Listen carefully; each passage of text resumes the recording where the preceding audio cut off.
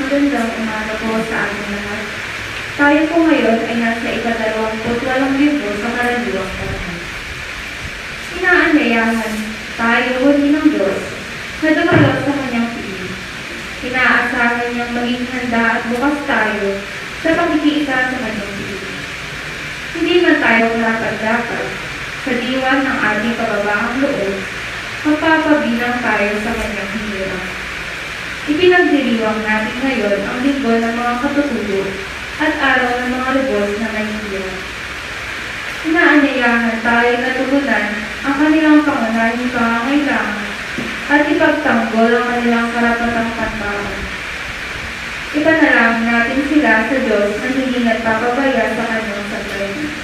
Bilang panimula ng ating pagdiriwang at italugan.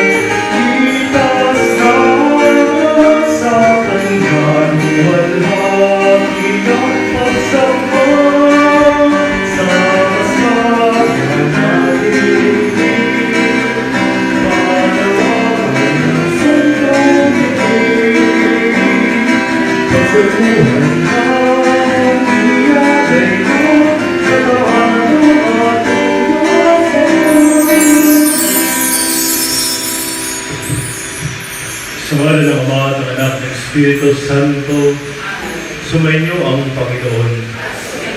Mga kapatid, ngayon ika-28 linggo sa karaniwang panahon. At isama natin sa misang ito ang pagsalamat at special intention ng Cueto Family. Ganun din ang pasalamat sa gaya ng buhay ni Angelito Chantenco, Roach Andrea Macalino, Mardet Adato, Dolita Chantenco. Ganun din, pagdasal natin ang personal na intention ni Clarice Ann Ignacio, Marjorie Ignacio, at Dr. Arnold Alvaro. Ipagdasal din natin ang mabisang pagaling ng Ulaso Family, Rika Hamon, John Paul Edwards. At ipagdasal natin ang mga kaluluwa ni Luz Paz, Rosita Cajas, Villanueva Paz, Francisco Paz, Jose Juan Molina, Alan Mose, Claudio Olaso, Maria Estrella Arboladora, Mila Orenes, Loretta Subili, Leo Chaparra, at Father Chito Vicente. Kung maging marapat-dapat tayong kumanap sa pagdiriwang na ito, manahimik tayo sa mandali at suriin natin ang ating mga sarili.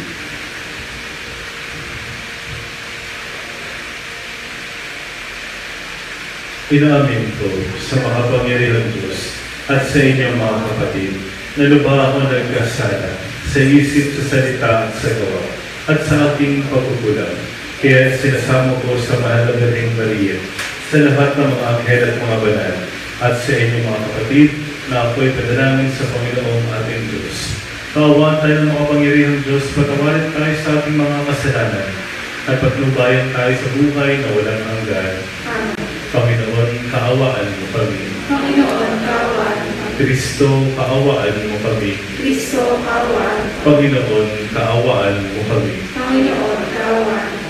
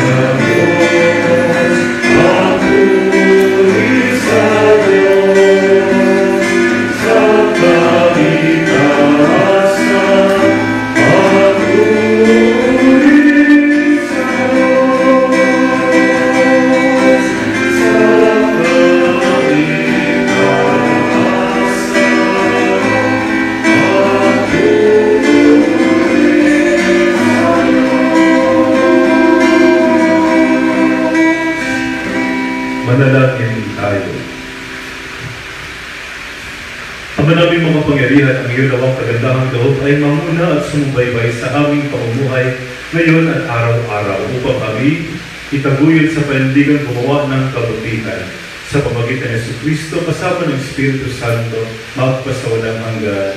Amen. Magsiupo ang lahat at pakinig sa pagpapahayag ng salita ng Diyos. Sa unang pagbasa, inilalarawan ni Isaias ang tiging ng tagapagligtas kung saan tutugunin ng Diyos ang pananabik ng puso ng tao at papauwiin ng lahat ng kalungkutan at kamatayan. Pagbasa mula sa aklat ni Propeta Isaiah. Sa bundok ng Sion, ayayahan ng Panginoon ang lahat ng bansa. Gagawa siya ng isang tiging para sa lahat, na ang handay masasarap na pagkain at inumin. Sa bundok din ito'y papauwiin niya ang kalungkutan, naghahari sa lahat ng bansa. Lubusan na niyang papauwiin ang kamatayan. Papahirin ng Panginoon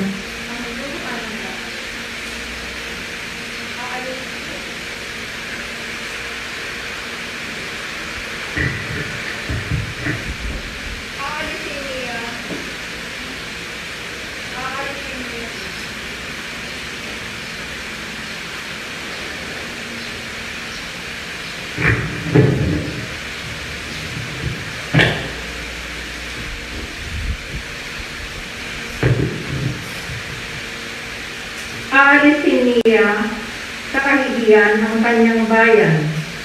Kung magsagayon, sasabihin ng lahat, siya ang ating Diyos na ating pinagtitiwalaan, ang inaasahan nating magliligtas sa atin. Magalak tayo at ipagdiwang ang kanyang pagliligtas. Iingatan ng Diyos ang bundok na ito. Ang salita ng Diyos. Salamat sa Diyos. Salmong tugunan. Lagi akong mananahan sa bahay ng buong mahal. Lagi ako mananahan sa bahay ng buong mahal. Panginooy aking pastor, hindi ako magtutulan. Ako'y pinahihinday sa mainam na pastulan. At inaakay niya ako sa tahimik na basitan. Binibigyan niya ako ng bagong karapatan. Lagi ako mananahan sa bahay ng buong mahal. At tatanghayon sa pangako ng kanyang binitawan. Sa matuwid na landas doon ako inaakay. Kahit na ang ulo'y tumatahak sa karunan, hindi ako makatakot pagkat ika'y sa agapay. Ang tungkod mo at pamalo, ang gabay ko at tanggalang.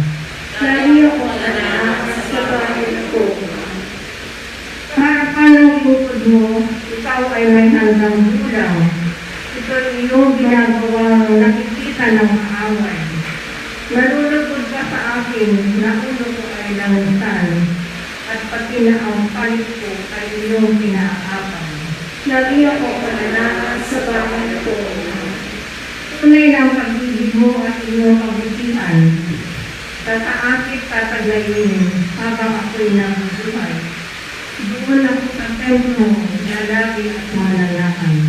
Lagi ako mananahan sa bahay ng buong mahal. Sa ikalawang pagbasa, nagpapasalamat si Pablo sa mga Kristiyano ng Filipos dahil sa kanilang kagandahang loob sa kanya. Bagamat magagawang harapin ni Pablo ang mga pagsubok, nagpasalamat siya sa kanilang pagtulong, kakibat ang darang ng biyaya para sa kanilang lahat. Pagbasa mula sa sulat ni Apostol San Pablo sa mga taga-Filipos. Mga kapatid, naranasan ko ang makikahos. Naranasan ko rin ang managana. Natutuhan ko ng harapin ang anumang katayuan, ang mabusog o magutom, ang kasaganaan o kasalatan. Ang lahat ng ito'y magagawa ko dahil sa lakas ng kaloob sa akin ni Kristo. Gayunman, ikinagagalak ko ang ginawa ninyong pagtulong sa akin. at buhat sa kayamanan ng Diyos na hindi mauubos, ibibigay niya ang lahat ng inyong kailangan sa pamamagitan ni Kristo Jesus. Purihin ang ating Diyos at Ama magpakailanman. Amen. Ang salita ng Diyos. Salamat sa Diyos. Masitayo po.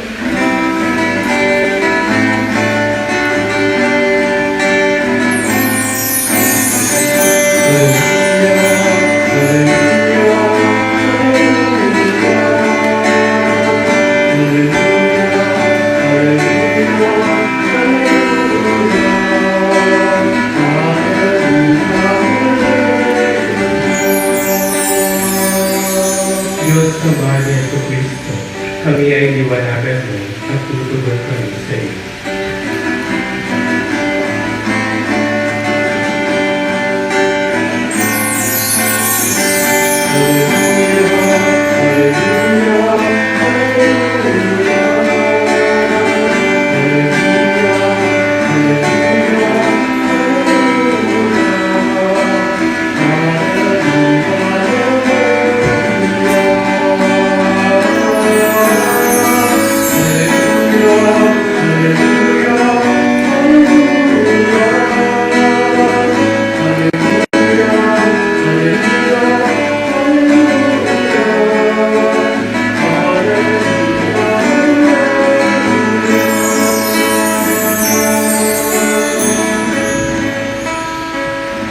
Sumainyo ang Panginoon. At sumayo. Ang mabuting balita ng Panginoon ayon kay San Mateo. Papuri sa iyo, Panginoon.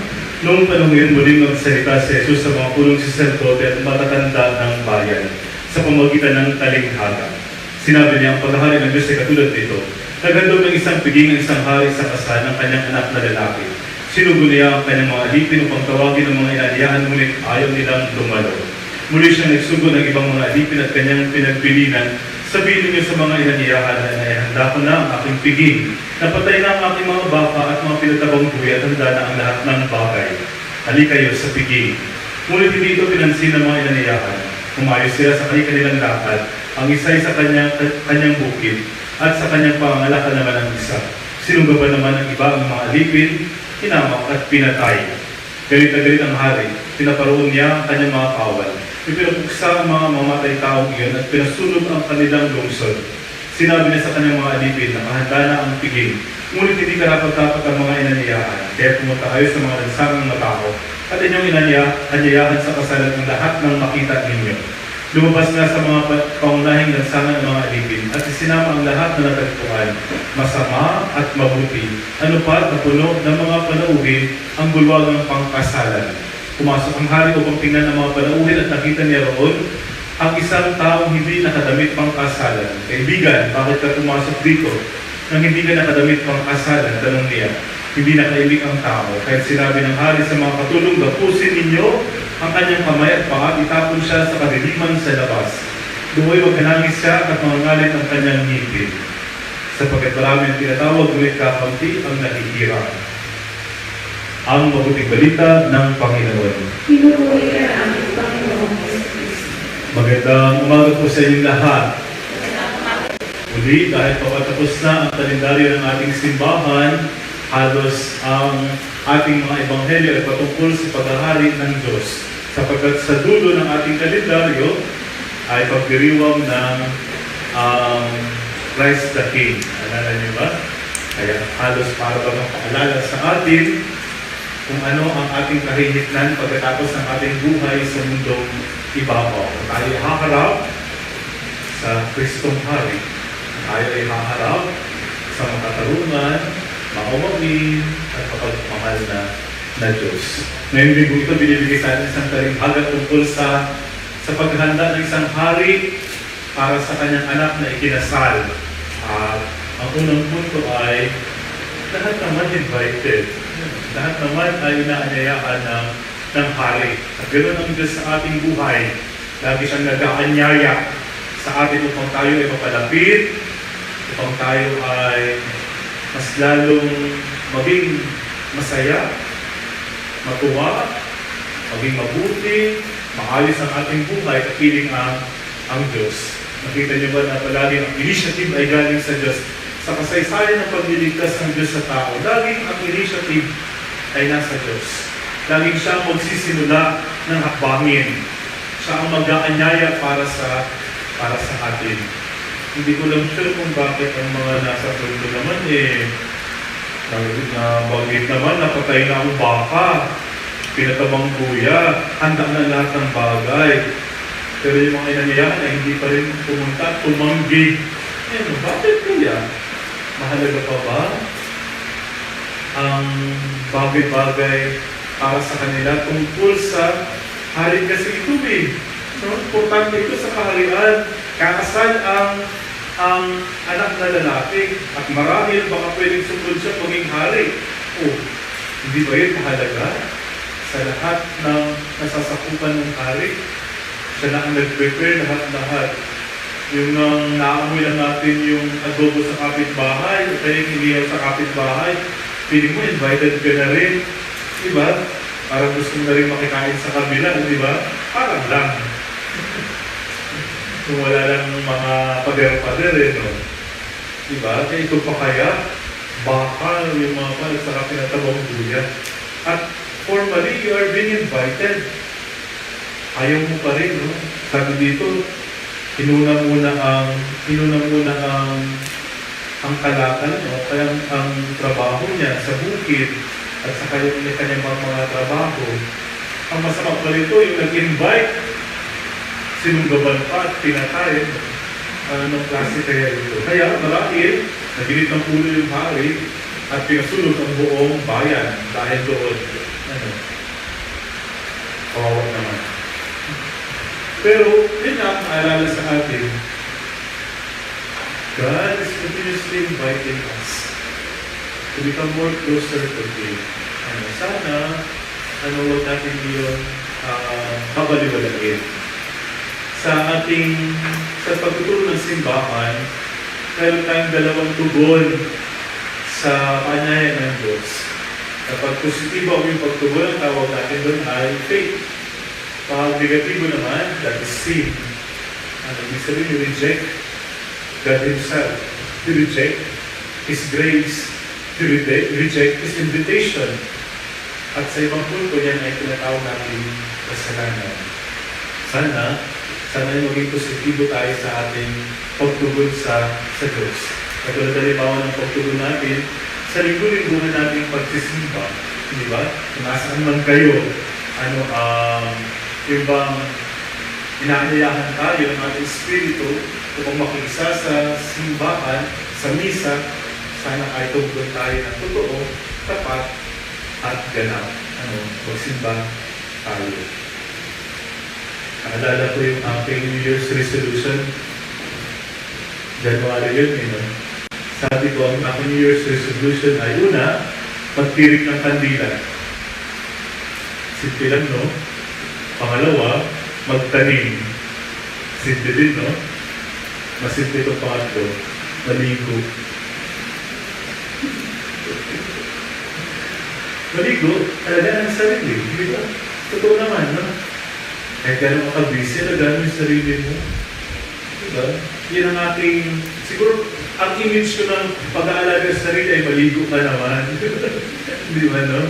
Kasi pag minsan yung iba ay hindi, ayaw malamig blah, maraming dahilan, no? There are different forms naman siguro ng pag-aalaga ng sarili, pero what I mean. Pangalawa, magtanim, lagaan mo rin yung iba. It is also for others, hindi ba?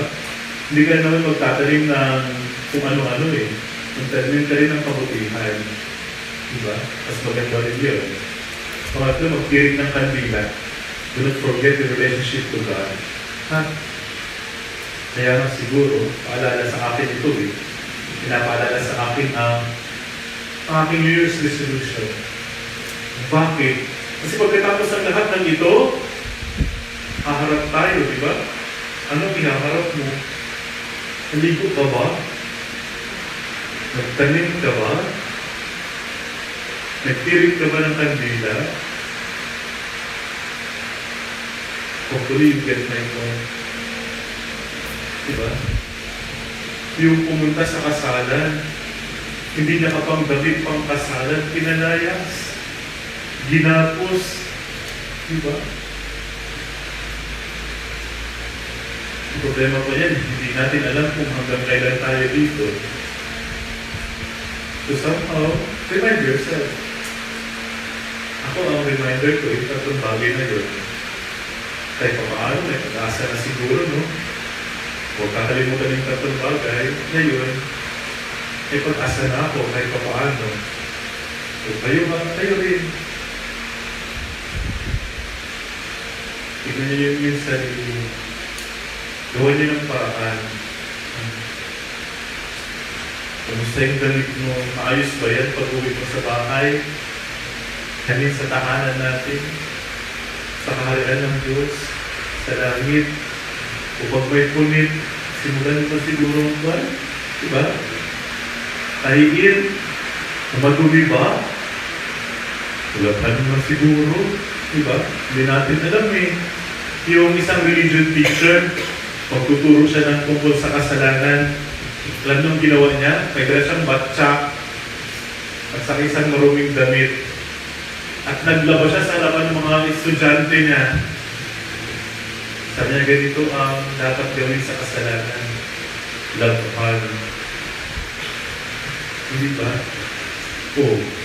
Nakalaban na siya, nakaturo pa siya. May mga simpleng bagay. Minsan maliliit lang, katulad ng sainterings. Hindi ba? Makakatulong sa atin. Hindi lang sa kasalukuyan, kundi pagkatapos natin sa buhay na ito. Sana, at hindi tayo karapat-dapat, lahat naman tayo, di ba? Who is worthy sa pagmamahal ng Diyos? Wala. Di ba? Babagsak tayong lahat niyan. Pero, pagsumikapan natin, di ba? Pagsumikapan natin na yung grasya na binibigay sa atin ng Diyos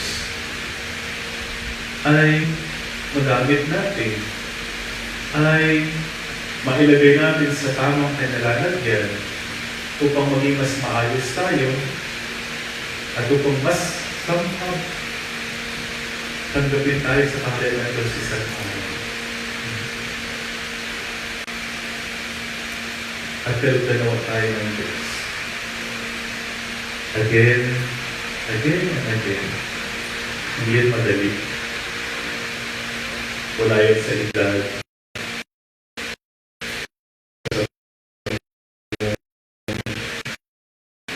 Wala yan sa pinag-aralan.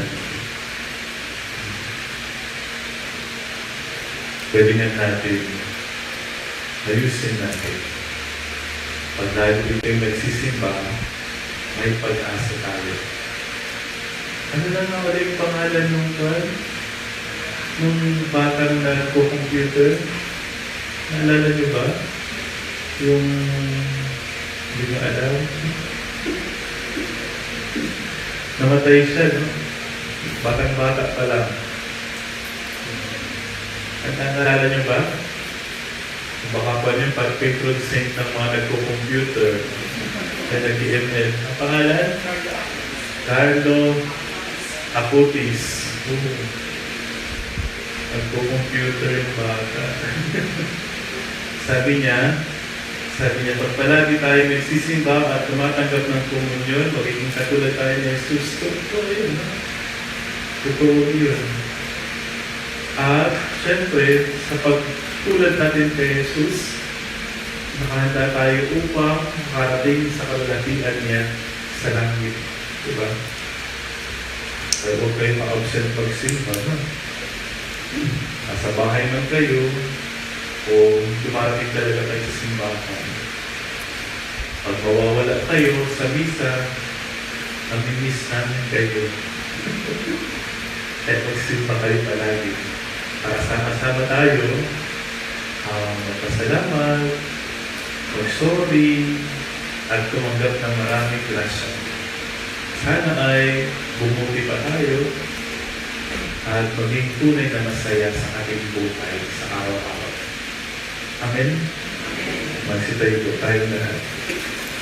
Sumasampalataya ako sa Diyos Ama makapangyarihan sa lahat, na may gawa ng langit at lupa. Sumasampalataya ako kay Yesu Kristo, isang anak ng Diyos, Panginoon nating lahat. Nagkatawang tao siya ng Espiritu Santo. Inanak ni Santa Maria Virgen. Pinagpakasakit ni Poncio Pilato. Ipinako sa krus na matahin ni Uri. Tinawag sa kinaroon ng mga yumaw. Nang may 3 araw na buhay na mabili, umakyat sa langit. Nalutlok sa kanan ng Diyos sa mga makapangyarihan sa lahat. Doon ay kumulaw, karito, at bubong sa mabubuhay ng matay na tao.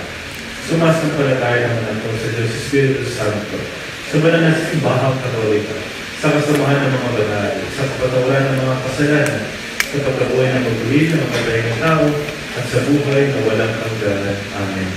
Ibalangin natin sa Ama na maging karapat-dapat tayo sa pagdiriwang ng kanyang pigil bilang kanyang mga anak, maging tagapaganyaya rin tayo sa lahat ng antas ng ulit ng tao. Buong pagtiwala natin sa bitin, Panginoon, biyayaan mo ang iyong sambayanan.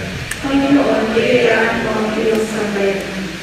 Para sa Santo Papa, mga obispo, kaparian at diakono, maging tagapaghatid nawa sila ng mabuting balita sa lahat ng panahon at uri ng tao. Manalangin tayo. Para sa mga pinuno ng pamahalaan, paniganawa nila ang mga dukha, may sakit, nagugutom at mga inaalipusta ng lipunan upang maramdaman nila ang piging na inihain ng Diyos para sa kanila. Manalangin tayo.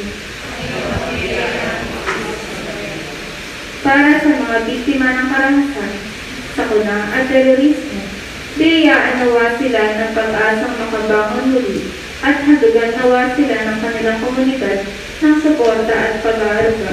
Manalangin tayo. Para sa mga nangangalaga ng kalikasan, dulutan nawa silang panatilihin, gamitin ng angkop at alagaan ang inang kalikasan para sa kapakinabangan ng lahat ng tao. Manalangin tayo.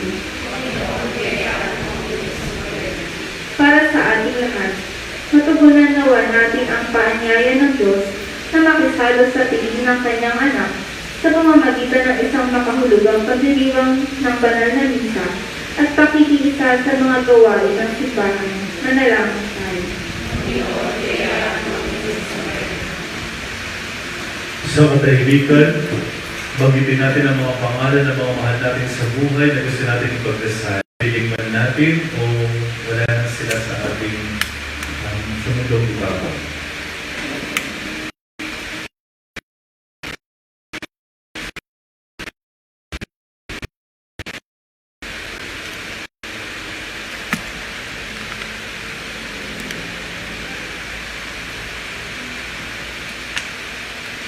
Ang malaming makapangyarihan, higit mo ang aming mga panalangin at ipagalo mo sa amin ang sapat na biyaya na kinakailangan namin sa araw-araw upang kami patuloy na makapaglingkod sa iyo at sa aming kapwa. Alang-alang kay Kristo ang aming tagapagligtas at magpasawalang hanggan. Amen.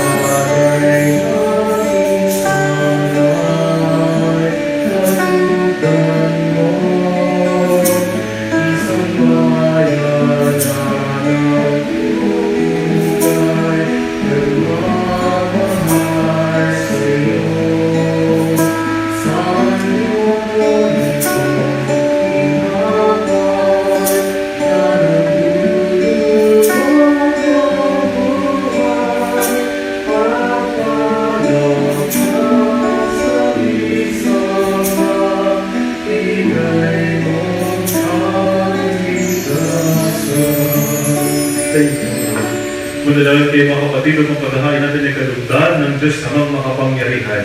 Tanggapin nawa ng Panginoon ang pagkakaan sa iyong mga kamay. Sa kapulian at karamalan sa alit kapamilakaman at sa buong sambayanan natin. Ama naming lumikha, tanggapin mo ang aming mga panalangin na sumasaliw sa aming paghahain upang sa ginaganap naming pagdiriwang kami makatawid sa kalwalhatian sa pamamagitan ni Jesucristo kasama ng Espiritu Santo magpasawalang hanggan. Amen. Sumainyo ang Panginoon. At sumayin, Itaas sa Diyos sa inyong puso at diwa. tinaas na namin sa kapatid. Pasalamatan natin ang Panginoong ating Diyos. Karapat na siya ay pasalamatan. Ama namin makapangyarihan, tunay ng marapat na ikaw ay aming pasalamatan. Kahit na ikaw ay pinagtaksilan sa katauhan, ikaw ay patuloy pa rin sa iyong pagmamahal. Ikaw na nagpuno sa aming pagkukulang, ikaw pa rin na nagsugo ng tutubos sa tanan. Ang sugo mong anak ay naging hindi na iba sa amin. Bagamat di niya tinlaran ang aming pagkamasuwayin. Nilog mo ito upang iyong mamahala sa aming pagkatawang bilin mong anak at kami tunghayin mong may pag-ibig na tulad ng pagkatangi mo sa kanya ng higit sa lahat. Ang katapatan niya sa iyong malagmaliw ay nagpanumbalik na muli sa amin ng iyong kasiyahan at ng iyong pagtingin na aming winaksiyang ikaw ay aming suwayin. Kaya kaisa ng mga nagsisiyaw ng papuri sa iyo na walang pay sa kalangitan kami nagbubunyi sa iyong kadakilaan.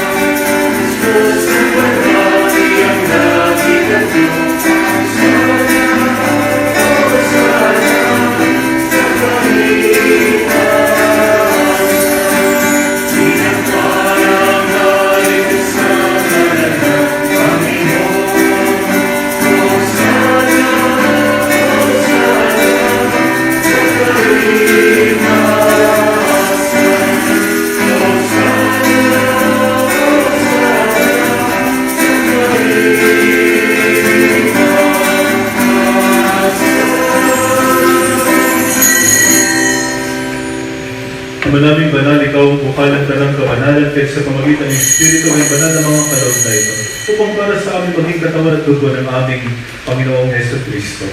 Bago niya pinagpilis ang krus ng loob na maging handog, ginawa kanya ang tinapay. Pinasalamatan kanya, pinaghati-hati niya yun. Inabot sa kanyang malagad at sinabi, tanggapin niyong ganito at kanin. Ito ang aking katawan na ihahandog para sa inyo.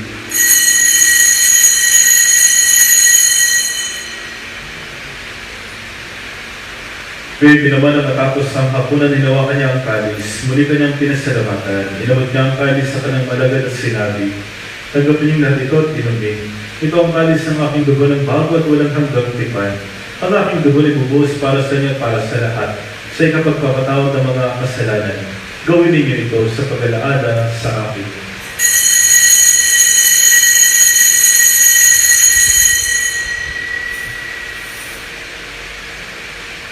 Ipagpunyi natin ang misteryo ng pananampalataya.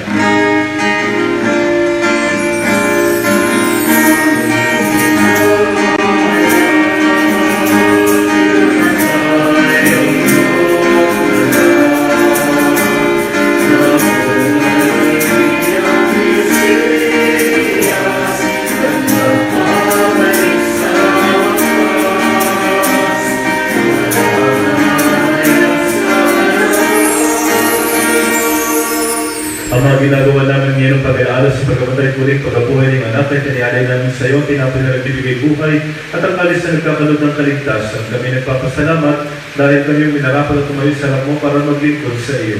Isinasama namin kami magsalo-salo sa katawan at dugo ni Kristo ay mabuklod sa pagkakaisa sa pamamagitan ng Espiritu Santo. Ang malingapin ng simbahan na lahat sa buong daigdig, pustusin mo kami sa pag-ibig.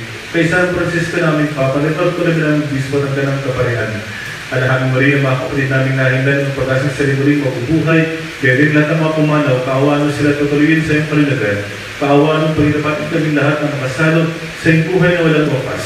Kaysa ng mahal Birhen Maria, ina ng Diyos, sana sila na tapat na esposo, kaysa ng mapusal at lahat ng mga banal na namuhay dito sa daigdig ng kalibod-labod sa iyo. May pagdiwang namin ang pagpupuri sa karangal mo sa pamagitan ng anak na aming Panginoong Jesucristo. Sa pamagitan ni Kristo, kasama niya at sa Kanya, ang lahat ng parangal pagpuri sa iyo, Diyos sa mga pangyarihan, kasama ng Espiritu Santo, magpasawalang hanggan.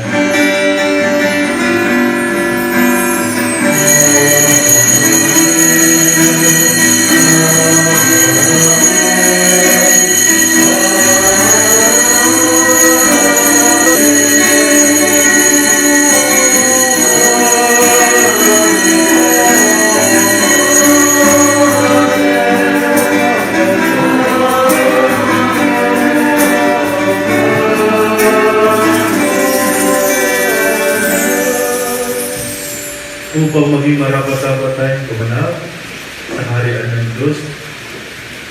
Tawagin natin ang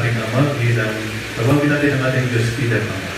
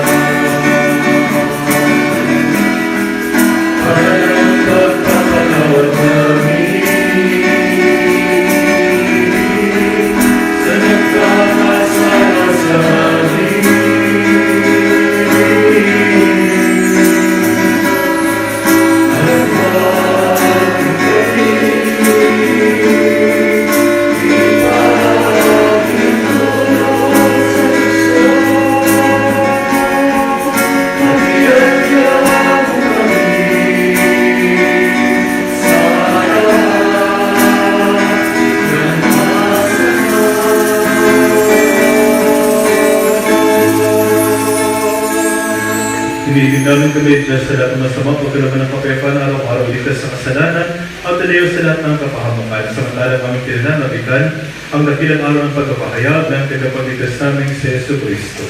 Sapagkat sa iyo ang kaharian, ang kapangyarihan at ang kapulihan magpakailanman. Amen. Panginoon Yesu Cristo, sinabi mo sa iyong mga apostol, kapayapaan ang iniwan ko sa inyo, ang aking kapayapaan ang binibigay ko sa inyo. Tumayin mo ang aming pananampalataya at huwag ang aming mga pagkakasala. Pagtulubad mo kami ng kapayapaan at pagkakaisa sa iyong kalooban, kasama ng Espiritu Santo, magpasawalang hanggan. Amen. Ang kapayapaan ng Panginoon ay laging sumayin niyo. At sumayin. Magbigayan kayo ng kapayapaan sa isa't isa. Excuse me.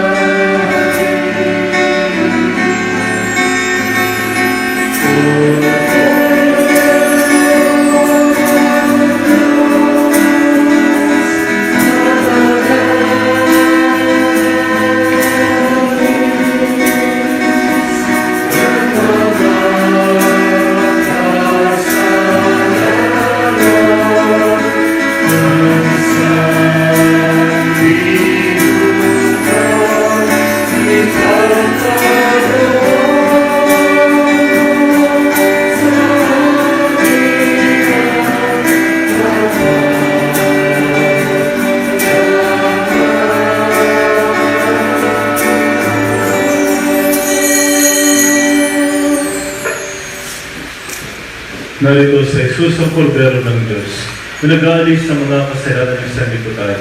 Mapalad tayong inaanyahan sa kanyang banal na bigin. Panginoon, hindi ako karapat-dapat na magpatuloy sa iyo. Kung isa-isang salita ko lamang ay gagawin na.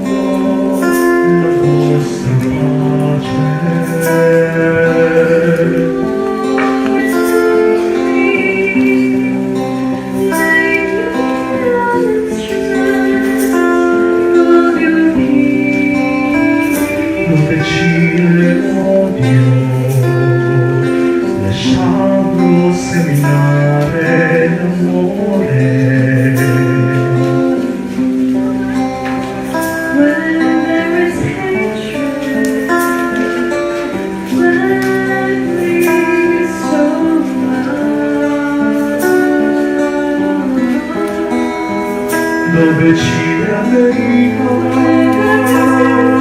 perdono, dove ci dubbio fede, dove ci desperciò sperare, dove ci è resa illuminarsi, dove ci la tristezza.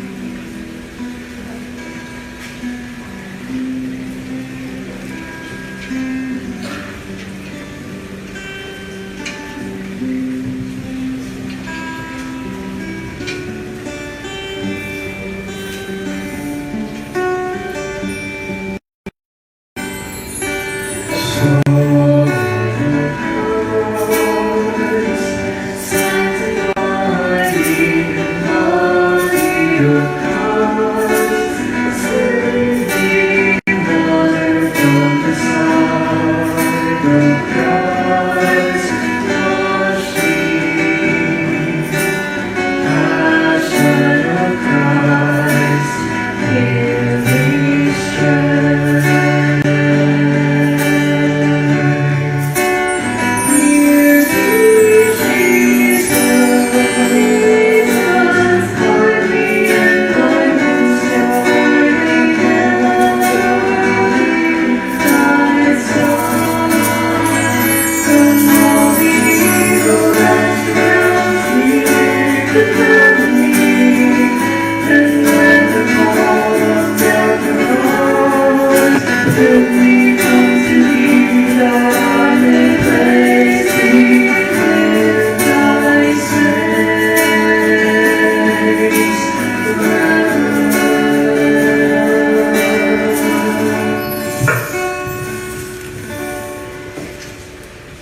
Manalangin tayo.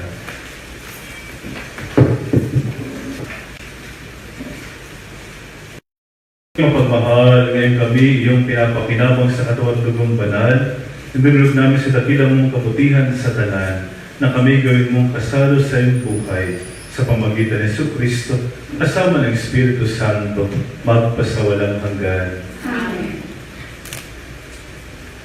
Sumainyo ang Panginoon. At sumayon. Yumuko kayo tingin ang pagpapala ng Diyos.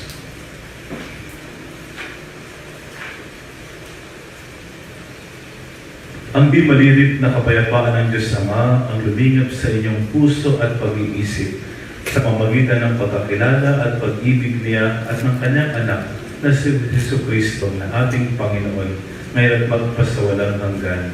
Amen. At pagpalain kayo ng mga pangyarihan Diyos, ng mga anak, ng Espiritu Santo. Amen. Tapos ang ating panalabisa, may tagayang kapayapaan at pag-ibig ng Diyos. Salamat sa Diyos.